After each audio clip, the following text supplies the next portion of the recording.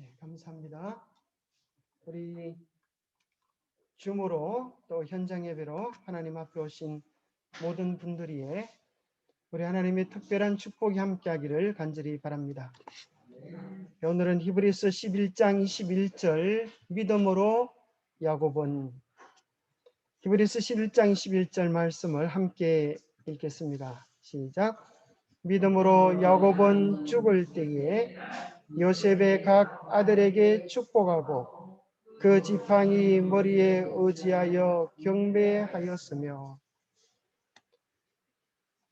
우리는 창세기에 나와 있는 믿음의 사람들에 대하여 배우고 있습니다. 우리는 이제 믿음의 사람 야곱에 대한 이야기를 히브리서 11장에는 한 절로 야곱의 믿음을 이렇게 표현해 놓고 있습니다.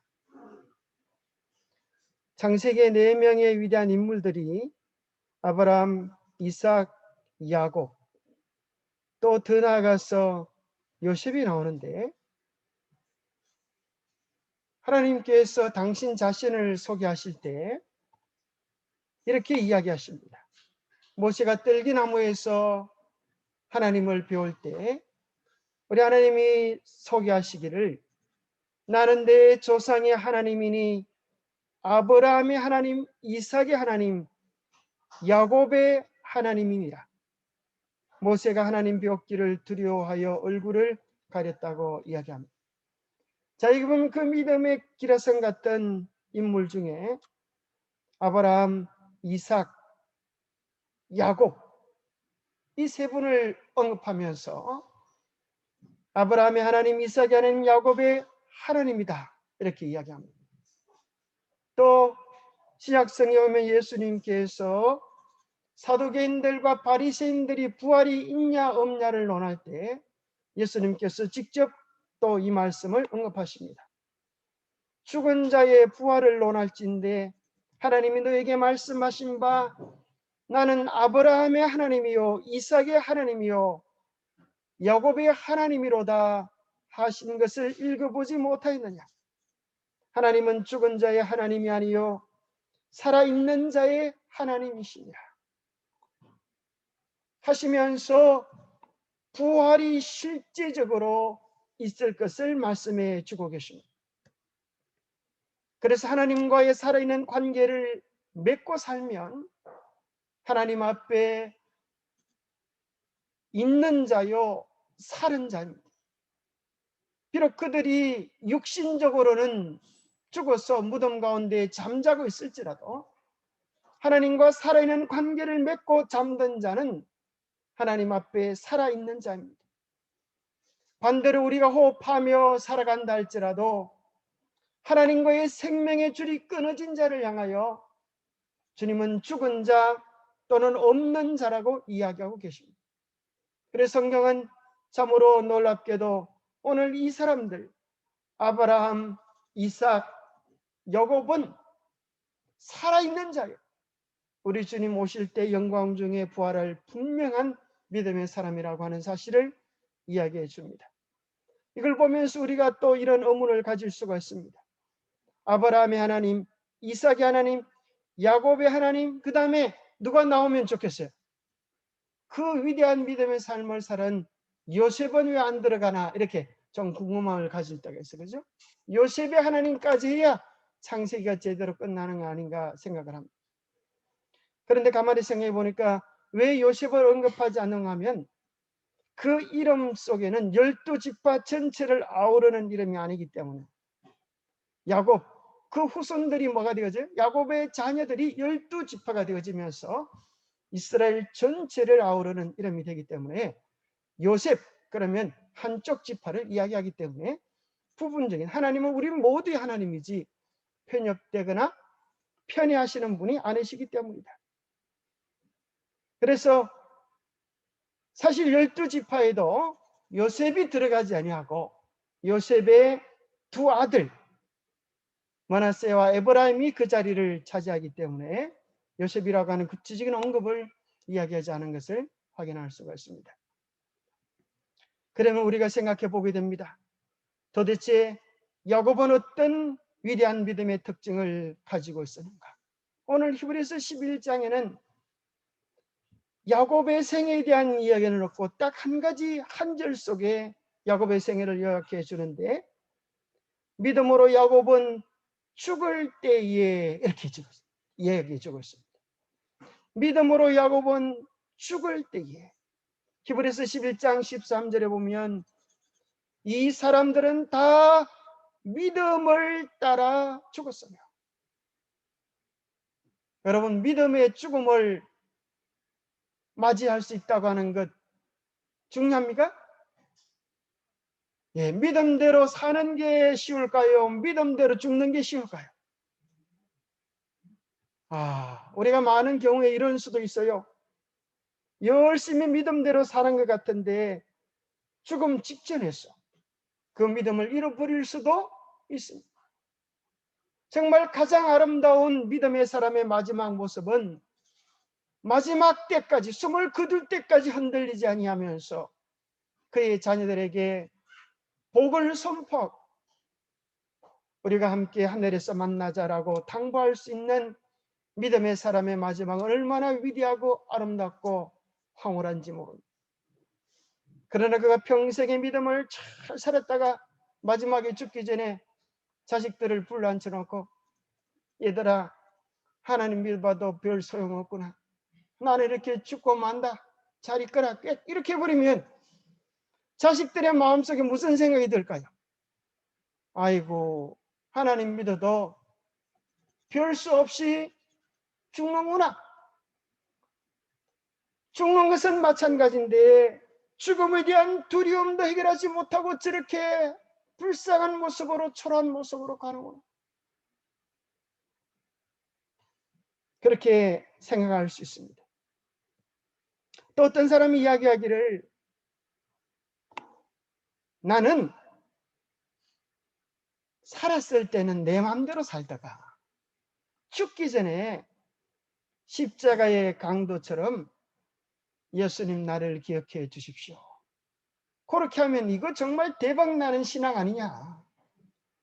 평생 지 맘대로 하고 마지막 순간에 십자가 강도처럼 쫑알쫑알 몇 마디 해서 천국 갈 수 있다면 그거 진짜 좋은 거 아니냐? 여러분, 십자가 강도의 믿음을 위해서 부러워하는 사람 손 한번 들어보세요.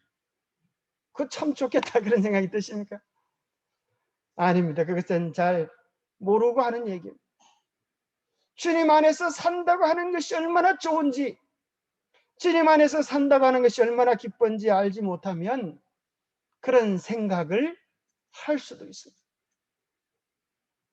여러분, 주님 안에서 있다고 하는 것, 하나님 믿는 신앙을 가졌다고 하는 것이 여러분에게 있어서 기쁨입니까? 아니면 무거운 짐입니까? 행복입니까? 불행입니까? 여러분에게 있어서 신앙은 감격입니까? 아니면 숙제입니까? 그런 사람을 향하여 정너기단은 이렇게 이야기합니다. 지체하는 일을 삼가라. 그들의 죄를 버리고 예수로 말미암아 마음의 순결을 얻는 일을 지체하지 말라.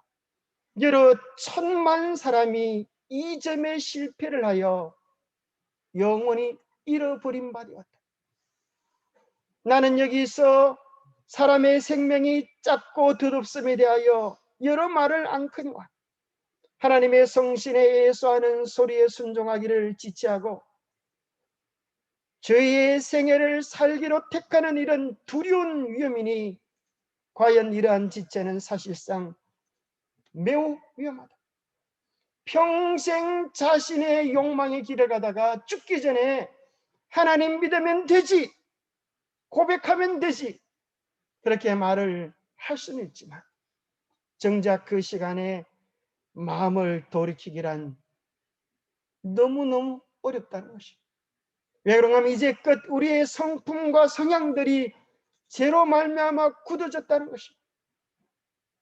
많은 사람들이 떨어져 죽은 한 낭떠러지의 팻말이 이렇게 꽂혀 있다 그럽니다. 나도 여기서 죽었다. 그러면서 공동묘지가 거기 있다 그래요. 많은 사람들이 여기서 죽었어. 나중에 믿겠다. 나중에 신실하겠다.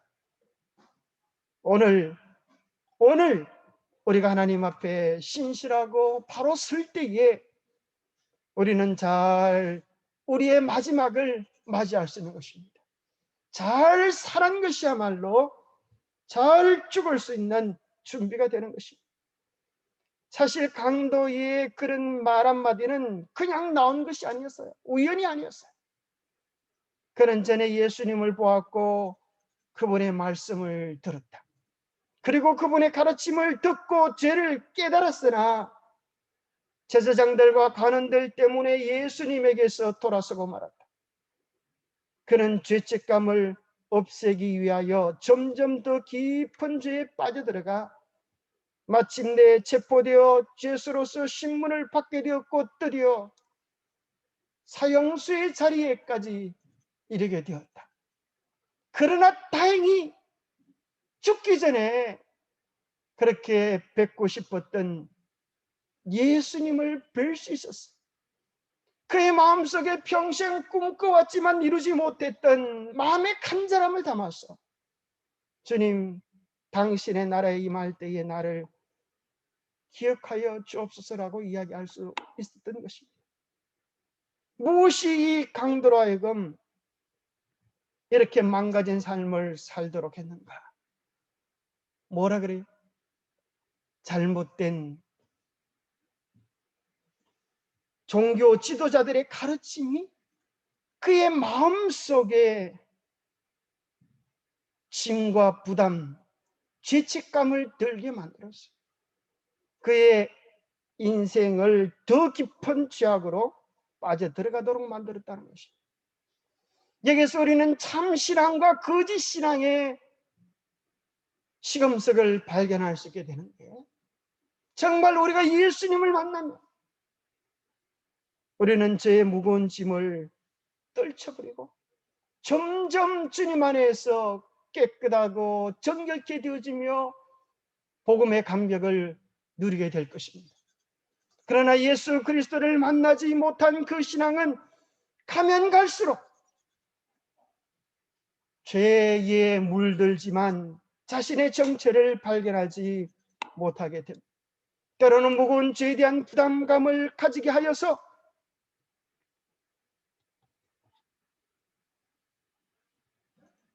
나는 도무지 안 돼, 희망이 없어, 포기와 절망 속에서 목매달게 하는 신앙도 있을 수 있습니다. 그래서 여기 EBM이라고 적었는데 이게 무슨 약자인지 아시겠어요? BMW는 저거 들어보셨나요? EBM은 못 들어보셨죠? 이게 뭔가 하면 이왕 버린 몸의 약자입니다. 사람들이 자기를 생각할 때에 나는 이왕 버린 몸, 이왕 구원받지 못할 신앙, 세상에서 죄나 푹 짓고 가자, 그런 생각으로 자기의 정체를 이해해버린다면 그것처럼 안타까운 신앙의 곡해가 없는 것입니다. 깨진 유리창의 법칙이라고 하는 이 법칙이 있습니다. 차를 두 대 본네트를 열어놓고 한 차는 깨끗하고 한 차는 유리창이 좀 깨져 있었습니다. 두 주가 지났습니다. 어떤 일이 벌어졌을까요? 유리창이 깨지지 않고 멀쩡했던 차는 여전히 멀쩡하게 있는 반면에 유리창이 깨어진 그 차는 완전히 난장판이 돼버리고 말았어요. 왜 그랬을까요? 유리창이 깨어진 그 모습이 마치 사람들에게 이 차는 무슨 차다? EBM이다. 이왕 버려진 것 우리가 아무렇게나 해도 상관이 없다. 그렇게 해서 2주 후에는 완전히 박살이 나 있었어요. 처음에는 작은 금이가 있는 것 하나였지만 그 결과는 완전히 달랐습니다. 그래서 우리는 EBM에서 JSM으로 바꿔야 합니다. JSM은 뭘까요? 누구든지 그리스도 예수 안에 있으면 새로운 피조물이다. 그래서 J라고 하는 것은 예수님을 뜻하고 새 SM, 새 몸이 되었다는 거예요. 새 몸. 누구든지 그리스도 예수 안에 있으면 새로운 피조물이요 이전 것은 지나갔으니 보라 새 것이 되었다. 이것이 우리의 신앙의 영적 주소가 되기를 바랍니다. 우리가 그리스도 안에 있으면, 우리가 예수님 안에 있으면 새로운 피조물이어서 날로 날로 새롭게 될 수 있을 것입니다. 뉴욕은 한때 최악의 범죄 도시였습니다. 그런데 이곳에 새로운 시장이 들어오면서 범죄 소탕 작전은 벌이지 않고 무슨 작전을 벌이는가 하면 뉴욕에 낙서를 지우고 지하철을 깨끗하게 하는 그런 일을 하는 것입니다. 여러분, 이게 범죄를 줄이는 일에 도움이 되겠어요, 안 되겠어요? 그래서 많은 시민들이 처음에는 반발을 했습니다. 저 시장은 뭐하고 있나? 우리는 지금 죽겠는데, 그렇게 이야기를 했어요. 그런데 놀라운 일이 벌어졌습니다. 채 2년이 지나지 않았어 중범죄는 50% 이상이 줄어들고 1999년에는 75%나 줄어드는 놀라운 변화를 가져오게 되는 것입니다. 무엇이 이렇게 이 도시를 달라지게 했을까요? 자기 이미지인 것입니다. 깨끗한 이미지인 것입니다.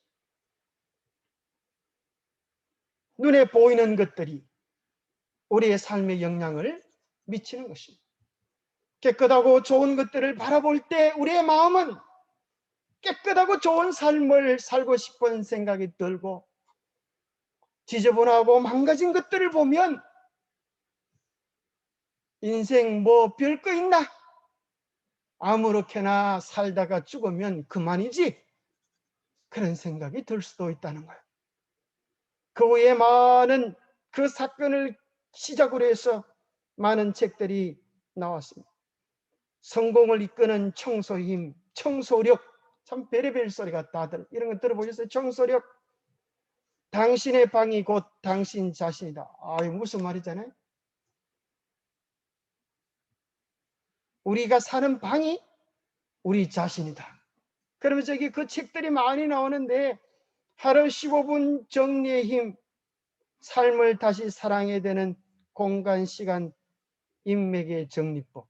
그렇게 그런 책도 나오고, 성공을 부르는 방 정리의 힘, 청소력이라고 하는 이 책을 썼는데 300만 부가 팔렸습니다. 저자가 전하는 미래 예측 적중률 90% 이상의 비법 공개. 성공을 부르는 것이 뭐 하는 것으로부터 시작된다고요? 방 정리를 하고 주변을 정량으로부터 바꿔준다는 것. 참으로 놀라운 것이 아닙니까? 그것은 우리에게 뭘 이야기하는가 하면, 우리가 어떤 생각, 어떤 마음을 먹냐에 따라서 우리의 삶이 어떻게 달라질 수 있는지를 이야기해 주는 것입니다. 결국 잘 죽기 위해서는 잘 살아야 합니다. 믿음으로 사는 것만이 믿음으로 죽을 수 있는 비결입니다. 마땅히 할 길을 아이에게 가르치라. 그리하면 늙어도 그것을 떠나지 아니하리라. 내 사는 날을 따라서 능력이 있으리로다. 우리가 좋은 마음 먹는 것 참 좋은 거지만 거기까지 머무르면 소용이 없어요. 우리의 삶이 더 주님 은혜 안에서, 성령의 은혜 안에서 새롭게 되어져야 할 필요가 있는 것입니다.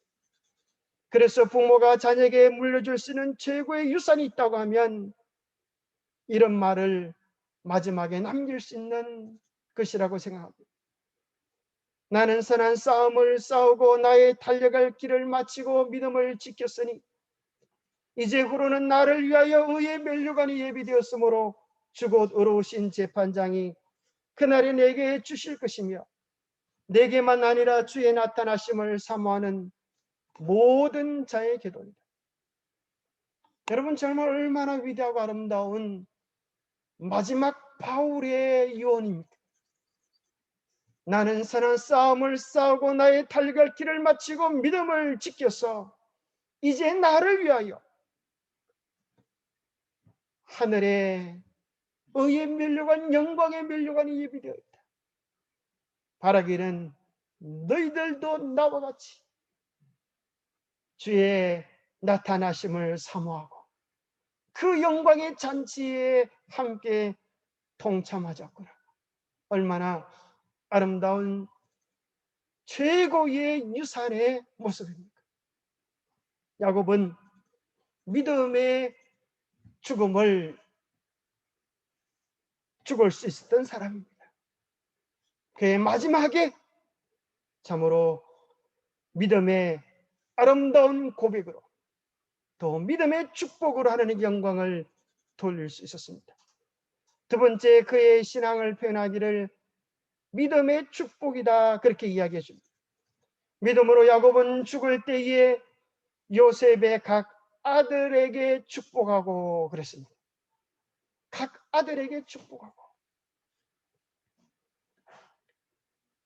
어쩌면 야곱의 생에서 가장 기뻤던 한 날을 꼽으라고 한다면 창세기 45장에서의 사건이 아닌가 생각합니다. 야곱이 하나님 앞에 죄를 지어서 하나님을 속이고 아버지를 속이고 형님을 속인 그 뼈저린 아픔이 그의 가슴 속에 있었습니다. 그런데 지워버리고 싶은 그 사건이 그들의 아들에게도 어느새 전염이 되어버리고 말았어요. 그래서 그의 아들들이 요셉을 멀리 팔아먹고 피 묻은 요셉의 옷을 가져다가, 아버지 이게 요셉의 옷입니까? 이렇게 얘기하지도 않고, 이게 누구 건지 보세요, 제가 어디서 주워왔습니다, 이렇게 하는 거예요. 야곱이 이 옷을 보고 소스라치게 놀랐습니다. 그 옷은 분명히 자기가 손수 만든 채색 옷이었어. 요셉에게 입혀준 옷이었어. 참 이 아들들도 얼마나 아버지의 피가 무서운지, 자기들은 정말 말도 아주 그렇게 심하게 안 하면서 아버지를 기가 차게 속이는 것이, 아버지 스스로 그 문제에 대한 답을 내리고 고민하도록 만들어주는 것입니다. 그래서 이 사기꾼 아버지가 사기꾼 아들에게 완전히 속았어요. 그날부터 밥맛이 없는 것입니다. 살맛이 없는 것입니다. 그렇게 좋아했던 요셉이 죽은 줄로만 알고 평생을 살아왔습니다. 아마 그날만 되면 야곱은 요셉 때문에 밤잠을 설치고 또 식음을 전폐하고 눈물을 흘리며 시간을 보냈을지 모르겠습니다. 그런데 어느 날 죽은 줄로만 알았던 요셉이 살아있다는 것이 도무지 믿기지 않은 이야기입니다. 어떻게 죽었던 아들이 살아있다는 말인가? 너희들이 사기를 많이 쳐들이면은 이제 도가 늘어가지고 이런 사기까지 치는구나, 그렇게 생각했을지 모르겠어요. 여기 45장 27절에 보니까 야곱은 요셉이 자기를 태우려고 보낸 수레를 보고서야 드디어 믿겨지고 드디어 기운이 소생한지라 이제 드디어 살맛이 나는 것입니다. 그리고 이제 야곱이 고백하기를 이스라엘이 이르되 조카도다, 내 아들 요셉이 지금까지 살아있으니 내가 죽기 전에 가서 그를 보리라.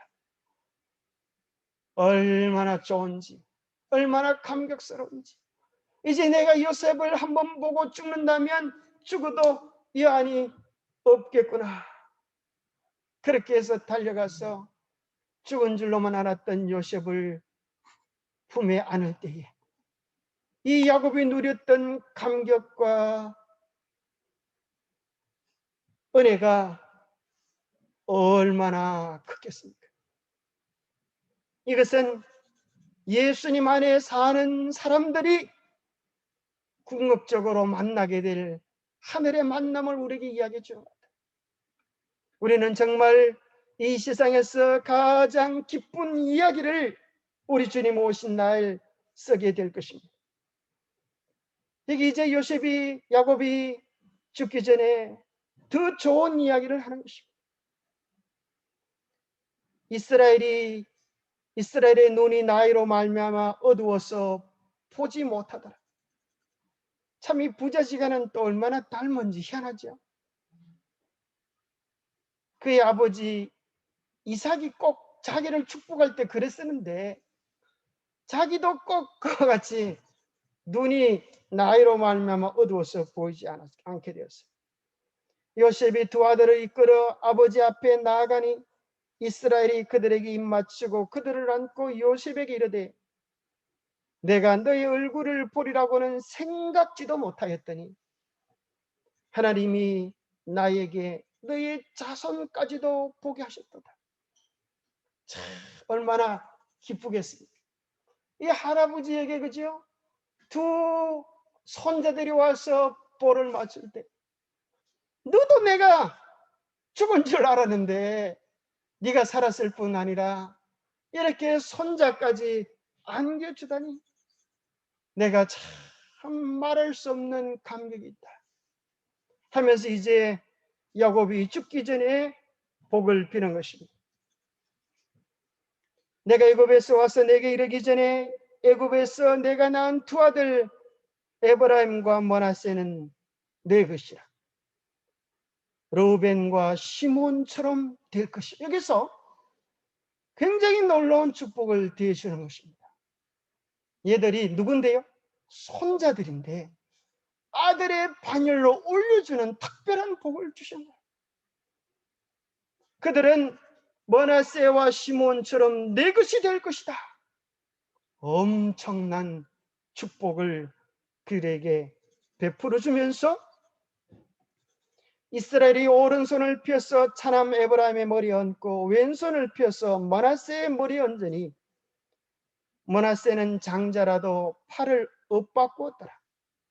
그가 요셉을 위하여 축복하 이르되 내 조부 아브라함과 아버지 이삭이 섬기던 하나님, 나의 출생으로부터 지금까지 나를 기르신 하나님, 나를 모든 환난에서 건지신 여호와의 사자께서 이 아이들에게 복을 주시오며 이들로 내 이름과 내 조상 아브라함과 이삭의 이름으로 칭하게 하시오며 이들이 세상에서 번식되게 하시기를 원하나이다. 참으로 아브라함과 이삭에게 주셨던 그 복을 이 손자들에게 한없이 한없이 쏟아붓는 감격의 장면을 보게 됩니다. 그런데 이 모습을 보다가 그의 아버지 요셉이 그러는 것입니다. 아버지 그리마옵소서. 이는 장자이니 오른손을 장자의 머리에 얹으십시오. 아버지 지금 할아버지가 옛날에 잘 모르고 이렇게 짚었던 거지. 아버지도 지금 정신이 없어서 오락가락 하시는 거 아닙니까? 아버지 정신 차리세요. 그런 뉘앙스였습니다. 근데 아버지가 뭐라 그래요? 나도 안다 한 번만 그러는 게 아니고 나도 안다 내 아들아 나도 안다. 알고 있다는 것이. 어느 놈이 큰아들이고 어느 놈이 둘째 아들인지 알고 있는데 그는 육신의 눈은 감겨 있을지라도 영적인 눈이 열려서 그들의 마음의 품성을 관통하면서 그 지파의 장래를 성령의 감동을 받아서 축복해 주고 있는 것입니다. 우리는 여기서 이런 생각을 해보게 됩니다. 누가 장자인데 므낫세가 장자인데 어쩌다가 차남 에브라임이 장자의 위치에 서게 되고 므낫세가 그 장자의 위치를 잃어버리게 되었는가? 무엇이 위치를 바꿨는가 하는 사실을 에서와 야곱의 기록에서 발견하게 됩니다. 원래 에서도 장자였지만 에서는 장자답지 못한 장자였습니다. 에서는 헌신을 좋아하지 않았고 종교 생활을 애호하지 않았다. 영적 장자의 명분에 동반된 요구들이 그에게는 반갑지 않은 일일 뿐 아니라 오히려 달갑지 않은 구속이었다. 아브라함과 세우신 하나님의 언약의 조건이었던 율법이 에서에게는 속박의 멍에로 생각되었다. 그는 방종에 기울여져 그가 좋아하는 것을 행할 자유 외에는 아무것도 바라지 않았다. 그에게는 권세와 부귀, 잔치와 연락이 행복의 전부였다. 여러분, 어디서 행복을 누리고 계십니까? 여러분은 목이 마를 때 어디에서 나는 물로 여러분의 영혼을 시원케 하십니까? 그것이 하늘의 물입니까? 아니면 세상의 구중물입니까? 무엇이 우리 행복의 근거가 되느냐 하는 것이 우리의 위치를 결정하는 것입니다. 반대로 야곱은 비록 차남이었지만 그의 마음속에 갈망하고 바랐던 것은 하나님과의 교통이었습니다. 장자의 특권에 대한 말할 수 없는 소망으로 충만한 것은 야곱이었습니다. 그가 갈망한 것은 아버지의 재산이 아니었습니다. 그것은 영적 장자의 명분이었습니다. 어려운 아브라함과 같이 하나님과 교통하며 자신의 가족을 위하여 속죄 제물을 드리며 택하신 백성과 약속된 메시아의 조상이 되는 것, 언약의 축복으로 인하여 영원한 하늘나라를 얻는 것, 이것이 그가 획득하고자 하는 명예와 특권의 전부였습니다. 그의 마음은 항상 장래를 향하여 나아가고 있었으며 눈에 보이지 않는 축복을 붙잡고자 갈망합니다. 우리가 무엇을 갈망하고 우리가 무엇을 소망하고 무엇을 즐거워하는가, 이것이 우리의 영적 위치를 이야기해 주는 것입니다. 우리의 마음속에 소망하는 것이 천국이 되기를 바랍니다. 그럴 뿐 아니라 창세기 48장에는 손자를 축복하신 다음에 야곱이 죽기 전에 49장에서 이제 그의 아들들을 축복합니다. 그러면서 장자에 대한 이야기를 하십니다. 르우벤아, 너는 내 장자요 내 능력이요 내 기력의 시작이라. 위풍이 월등하고 권능이 탁월하다마는 물의 끓음 같았은즉 너는 탁월하지 못하리고, 내가 아버지의 침상에 올라 더럽혔음이로다. 그가 내 침상에 올랐었도다. 참으로 그가 숨을 거두기 전에 그의 장자 르우벤이 저질렀던 끔찍한 죄악을 참아 잊지 못하고 그 가슴 아린 이야기를 르우벤에게 하는 것이, 너희 안에 물이 끓어오르는 것 같은 멈추지 못하는, 지하지 못하는 정욕이 있었다. 그것을 지하지 못할 때에 너는 너 스스로 그 장자의 명분을 잃어버리게 되었다라고 안타까운 선고를 해주고 있는 것입니다. 누구 때문이 아닙니다. 뭐 때문이 아닙니다. 그 모든 삶의 선택의 열쇠를 하나님 우리 각자에게 주신 것입니다. 우리가 어떤 자리에 앉아 있다고 하는 것, 우리가 진리교회에 속해 있다고 하는 것, 그것이 우리의 안전을 보장해 주지 못한다고 하는 것입니다. 먼저 된 자로서 나중 될 자가 있고 나중된 자로서 먼저 될 자가 있을 뿐만 아니라 많으니라고 이야기합니다. 오늘 우리의 영적 장자의 지휘권을 잃어버리지 않게 되기를 바랍니다. 침례 요한 때부터 지금까지 천국은 침노를 당하나니 침노하는 자는 빼앗느니라. 우리의 자리를 잃어버리지 않고 천국을 침노하는, 천국을 갈망하는 열심이 우리 속에 있게 되기를 바랍니다. 무엇이 장자의 특권을 가지도록 만드는가? 장자의 특권에는 세 가지가 있었습니다. 첫 번째는 재산의 두 몫을 차지하는 것이었습니다. 그것은 오늘 요셉이 차지하게 되면서 요셉의 아들 에브라임과 므낫세가 그 특권을 차지하게 되어지고, 두 번째는 제사장의 자리를 차지하는 것은 레위 지파가 차지하게 되어지고, 루벤이 범죄를 잃어버렸던 이 세 번째 장자의 특권, 메시아의 조상이 되어지는 은혜와 영광은 유다 지파에게로 돌아가고 말았습니다. 요셉이 어떻게 이 놀라운 장자의 고난을 가지게 되었는가 하는 것을 보면, 하나님은 요셉의 아름다운 품성을 귀하게 여겼다고 생각합니다. 창세기 48장 2절에 보면 요셉에게 이야기하는 야곱의 축복입니다. 내가 너에게 내 형제보다 세겜 땅을 더 주었나니 이는 내가 내 칼과 활로 아모리 족속의 손에서 빼앗은 것이니라 할 때 세겜 하는 글자 앞에 나눠 죽었어요. 여러분 성경 한번 보세요. 보면 1번, 반갈로 1번이라고 적혀 있어요. 그 밑에 보면 한 몫을 이렇게 돼 있어요.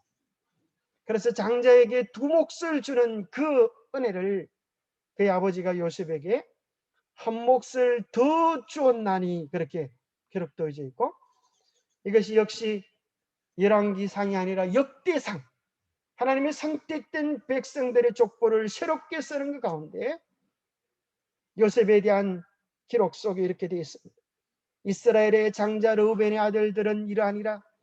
르우벤은 장자라도 그의 아버지의 침상을 더럽혔으므로 장자의 명분이 이스라엘의 아들 요셉의 자손에게로 돌아가서 족보의 장자의 명분대로 기록되지 못하였느니라. 유다는 형제보다 뛰어나고 주권자가 유다에게서 났으나, 메시아가 이제 유다 지파에서 나오는 것을 이야기하죠. 장자의 명분은 요셉에게 있으니라. 요셉의 탁월한 성품의 영향으로 두 몫을 차지하게 되었습니다. 우리는 요셉의 품성의 위대함을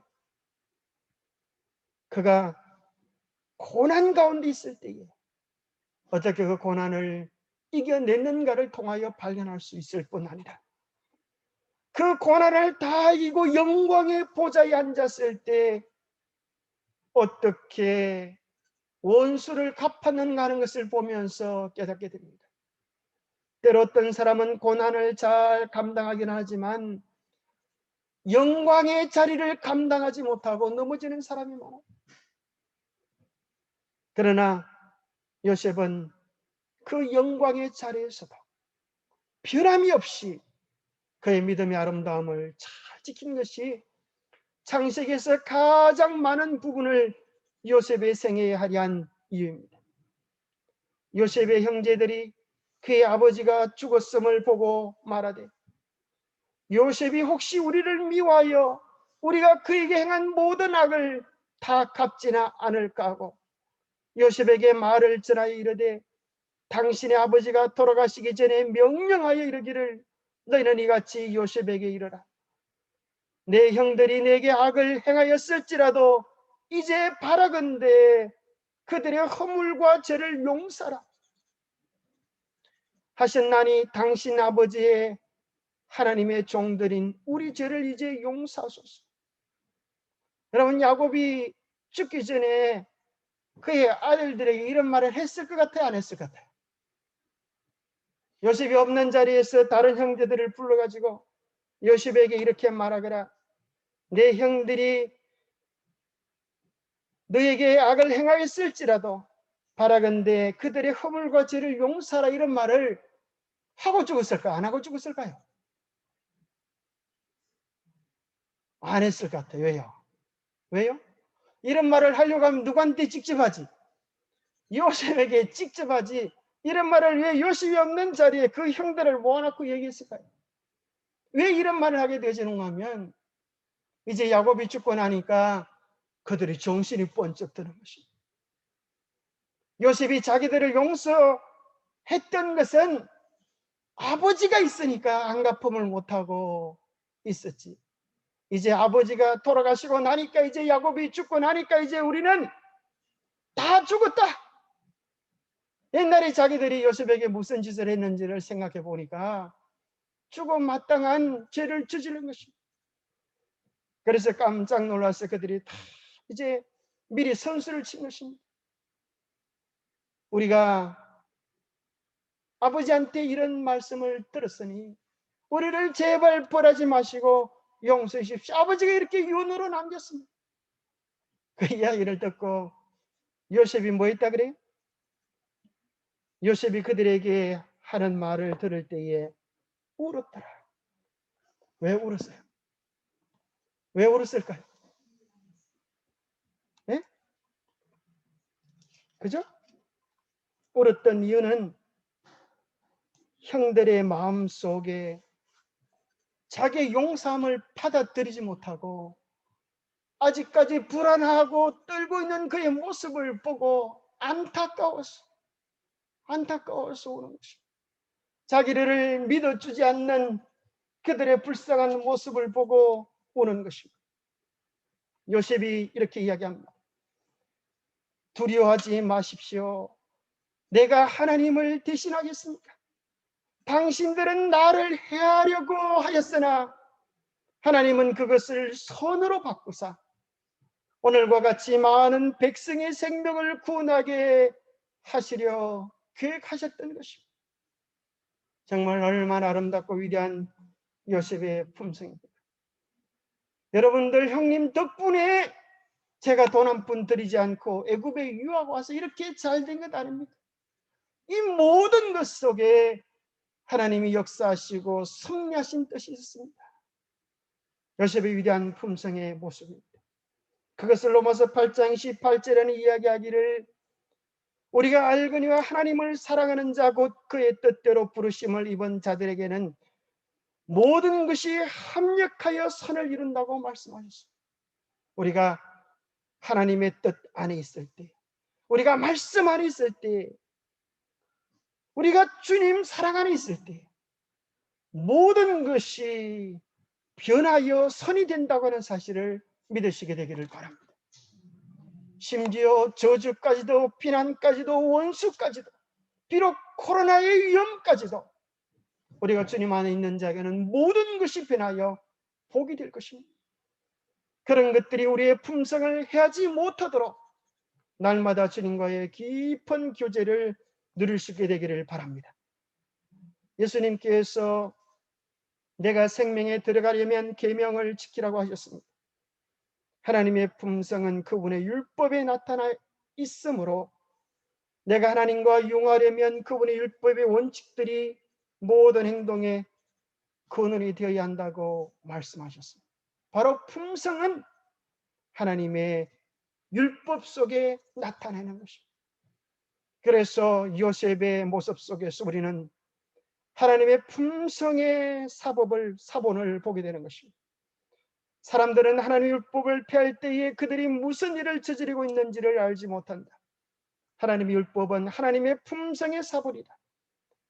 이 율법은 하나님의 나라의 원칙을 구체적으로 표시한 것이다. 이 원칙을 받아들이기를 거절하는 자들은 하나님의 축복이 흘러가는 통로에서 벗어나게 된다. 하나님의 품성을 담기 원하는 자들은 하늘나라의 원칙을 그들의 심령 속에 새길 것이고 하나님의 원칙을, 하늘의 원칙을 그들 속에 새긴 사람들은 하나님의 법을 따라 사는 사람들. 그러나 그것은 우리 스스로 할 수 있는 일이 아니라 하나님의 성령이 함께할 때 우리의 굳은 마음, 딱딱한 마음, 이기적인 마음이 주님의 마음으로 변화되어질 것을 이야기해 주고 계십니다. 레위를 축복할 때에 야곱은 이렇게 이야기합니다. 시몬과 레위는 형제요, 그들의 칼은 폭력의 도구로다. 내 호나 그들의 모의에 상관하지 말지어다. 그들의 분노대로 사람을 죽이고 그들의 혈기대로 소의 발목에 힘줄을 끊었음이로다. 그 노여움이 혹독하니 저주를 받을 것이요 분노가 맹렬하니 저주를 받을 것이다. 내가 그들을 야곱 중에서 나누며 이스라엘 중에서 흩으리로다. 이건 복이에요, 저주예요. 무엇 때문에 그렇지요? 그들의 분노 때문에. 세겜 사건이지. 디나가 강간을 당하자 시몬과 레위가 너희 족속이 할례를 하면 이제 결혼해 주겠다 해놓고 와서 할례로 고통하는 그 종족들을 한 칼에 다 베어버립니다. 엄청난 잔혹함, 그 결과로 하마터면 야곱 온 족속이 죽어버릴 만한 어려움을 당하는 그 사건을 기억하는 것입니다. 그래서 그 죄의 심판으로 이스라엘 중에서 모여 살지 못하고 흩어지게 되는 저주를 내리는 것입니다.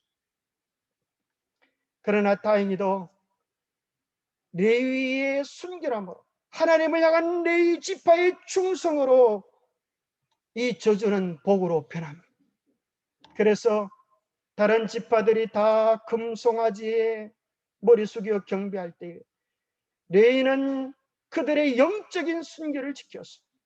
금송아지에게 절하지 아니하고 하나님 앞에 순결을 지키고 헌신했음을 인하여 하나님께서 레위 지파를 택하셔서 제사장 지파로 세우게 됩니다. 세 번째, 유다에 대한 야곱의 예언 중에 이렇게 이야기합니다. 유다야, 너는 내 형제의 찬송이 될지라. 주가 유다를 떠나지 아니하며 통치자의 지팡이가 그 발 사이에서 떠나지 아니하기로 실로가 오시기까지 이르리니 그에게 모든 백성이 복종하리로다.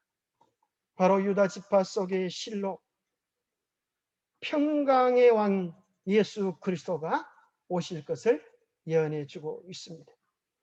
바로 유다는 창세기 44장에 보면 예수님이 하나님 앞에 드렸을 정말 중보의 간구를 드리는 것입니다. 베냐민이 이제 언짢이 그의 자루에서 발견되어져서 종이 될 수밖에 없을 그때에 유다는 이렇게 말을 합니다. 아버지의 생명과 아이의 생명이 서로 묶여 있어서 내가 아버지께로 돌아갈 때에 아이가 함께 가지 아니하면 아버지가 아이의 없음을 보고 죽으시리니 이같이 되면 우리 아버지가 흰무리로 슬퍼하며 무덤으로 돌아가시게 됩니다. 그렇게 탄원하면서 차라리 나를, 베냐민을 대신하여 종이 되게 해달라고 담보하고 소원하는 이 간구가 나옵니다. 바로 이것이 우리가 죄로 말미암아 죽을 수밖에 없는 우리를 대신하여 예수님께서 하신 그 말씀과 너무나 같은 것입니다. 이 구절 속에 정말 놀라운 것이 이것입니다. 아버지의 생명과 아이의 생명이 하나로 묶여 있다는 것이, 통일시 되었다고 하는 것이, 죄로 말미암아 죽을 수밖에 없는 우리의 하찮은 생명과 예수 그리스도의 우리의 하찮은 생명과 예수 그리스도의 생명, 더 나아가서 하나님의 생명이 하나로 연결되어져 있다고 하는 말할 수 없는 은혜를 이야기합니다. 마지막으로 야곱은 그 지팡이 머리에 의지하여 경배하였다라고 이야기하는데, 이것을 뭐라고 표현하는가 하면 이 지팡이는 창세기 47장 31절에서 인용되어진 구절인데, 이스라엘이 침상 머리에서 하나님께 경배하니라. 이 침상이란 용어와 지팡이란 용어가 같이 쓰여졌습니다. 그래서 야곱이 임종에 가까웠을 때 지팡이 머리에 의지하여 경배하였다는 것은 지상에서 외국인과 나그네로 살았으며 그의 삶의 방향 목적이 이 세상이 아니라 가나안에 속해 있었음을 이야기합니다. 그래서 그는 죽을 때 요셉에게 유언을 합니다. 내가 죽을 날이 가까웠으며 애굽에 나를 장사하지 않도록 하라. 애굽에서 메어다가 조상의 묘지에 장사라. 이것은 오늘 우리들에게 있어서 우리의 소망이 이 세상이 아니라 하늘을 바라보고 하늘에 속한 재림 성도로서 살아야 되는 우리의 영적 주소를 이야기합니다. 믿음의 삶을 살았던 많은 사람들은 이 땅에서 주인처럼 살지 아니하고 나그네로서의 삶을 살았습니다. 이 땅에서 나그네로 살게 하소서. 마음과 생각이 늘 하늘을 바라보며 살아가게 하소서. 마치 병아리처럼 물하고 물 한 모금 마시고 하늘 한 번, 숨 한 번 쉬고 하늘 한 번, 구름 한 번 내딛고 하늘 한 번, 늘 하늘을 바라보며 늘 하늘 향해 걸어가게 하소서. 사랑의 원자탄으로 알려진 손왕은 목사님의 주님 고대가 참으로 믿음의 사람들은 다 하나같이 우리 주님의 재림의 날을 고대하며 거기 신앙의 초점을 맞추고 살았습니다. 낮에나 밤에나 눈물 머금고 내 주님 오시기만 고대합니다. 가실 때 다시 오마 하신 예수님, 오 주여 언제나 오시렵니까? 고적하고 쓸쓸한 빈 들판에서 희미한 등불만 밝혀 놓고 오실 줄만 고대하고 기다려오니 오 주여 언제나 오시렵니까? 먼 하늘 이상한 구름만 떠도 행이나 내 주님 오시는가에 머리 들고 멀리 멀리 바라보는 맘, 오 주여 언제나 오시렵니까? 내 주님 자비한 손을 붙잡고 면류관 벗어들고 찬송 부르면 주님 계신 그곳에 가고 싶어요. 오 주님 언제나 오시렵니까? 신부되는 교회가 흰옷을 입고 기름 준비 다 해놓고 기다리오니 도적같이 오심하고 하신 예수님, 오 주여 언제나 오시렵니까? 천년을 하루같이 기다린 주님, 내 영혼 당하는 것 볼 수 없어서 이 시간도 기다리고 계신 내 주님, 오 주여 이 시간에 오시옵소서. 우리의 마음이 그렇게 주님을 사모하고 하늘을 향하여 살아가는 우리의 삶이 되기를 간절히 바랍니다. 잠깐 기도하겠습니다. 하나님 아버지, 우리 하여금 야곱의 신실한 믿음을 본받게 하여 주옵소서. 우리의 삶이 믿음 안에서 마무리되게 하여 주시옵소서. 우리의 날들이 매일 믿음으로 살게 하셔서 믿음으로 죽을 수도 있게 하여 주시옵소서. 하나님, 우리의 말이 믿음의 축복의 선인이 되게 하여 주시옵소서. 우리의 자녀들에게, 우리의 가족들에게 끊임없이 하는 말이 생명 있게 하시고 복음 있게 하시고 행복 있게 하여 주시옵소서.